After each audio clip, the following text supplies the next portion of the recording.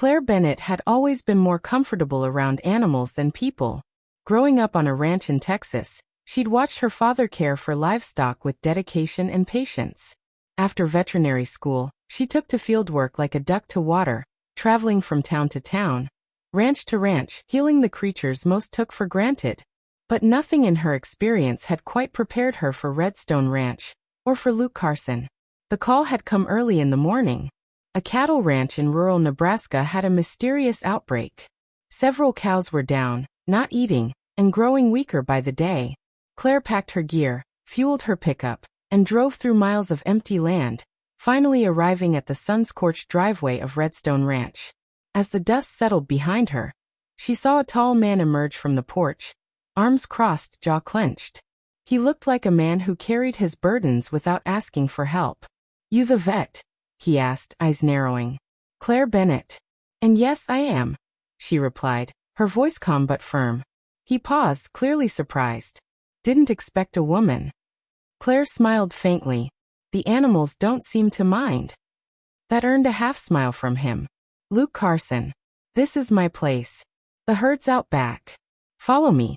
The walk to the pasture was tense but silent. Luke pointed to a group of cows lying beneath a tree, their eyes half-lidded, breath shallow. Claire immediately dropped to her knees beside one. She began her assessment, checking vitals, asking questions about their diet, behavior, and recent changes in the environment.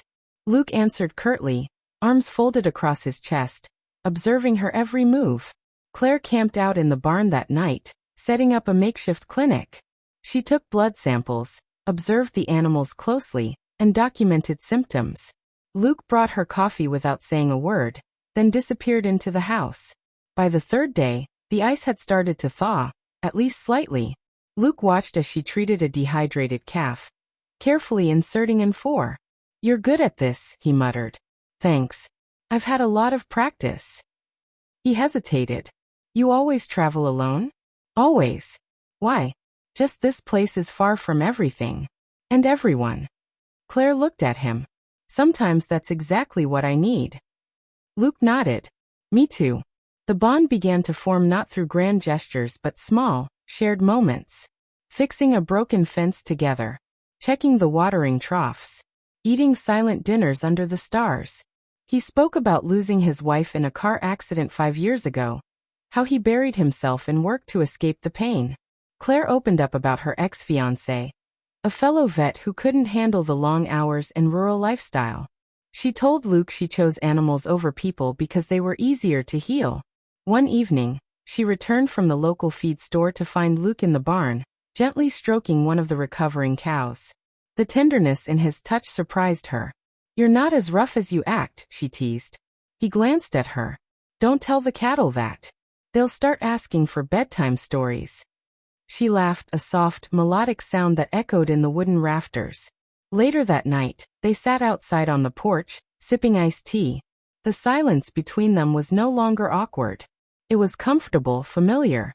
"You fixed them," Luke said. "The herd. You did it." "We did it," Claire corrected. "You helped." He turned to face her, his voice quieter now. "You also fixed something else. Something I thought was long gone." Claire's heart skipped. "What do you mean?" "Hope." The word hung in the air, delicate as a whisper. Claire felt something shift in her. She wasn't just passing through. Not anymore. The next morning, Claire received the test results.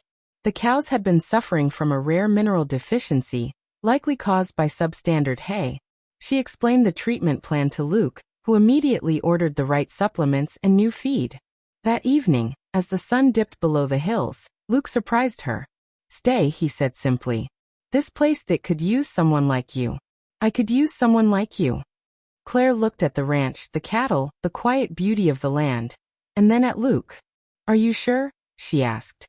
He reached out and gently took her hand. "I've never been more sure of anything." Claire stayed.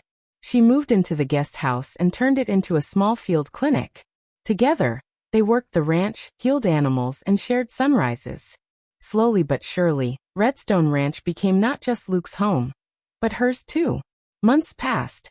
Spring arrived, bringing new calves and wildflowers. One morning, Luke rode up to the field where Claire was treating a sheep.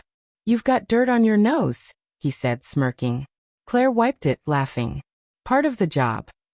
"You've changed this place," he said, serious now. "Not just the land, the animals, but me." Claire met his gaze. "You changed too. You let someone in. That's not easy."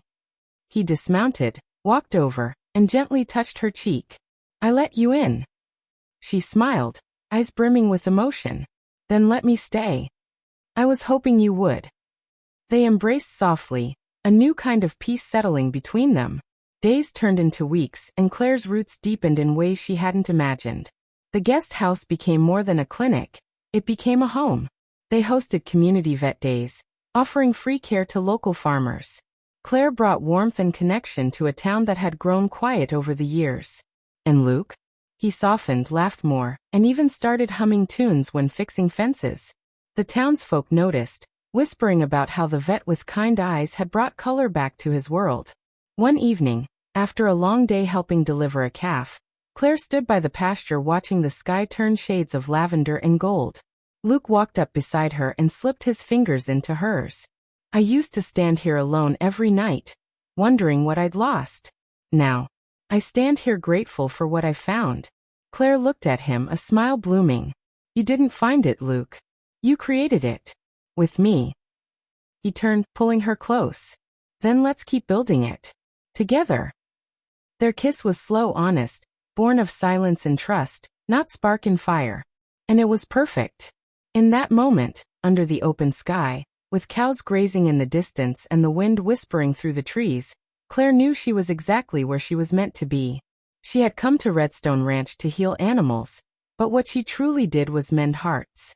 Including her own.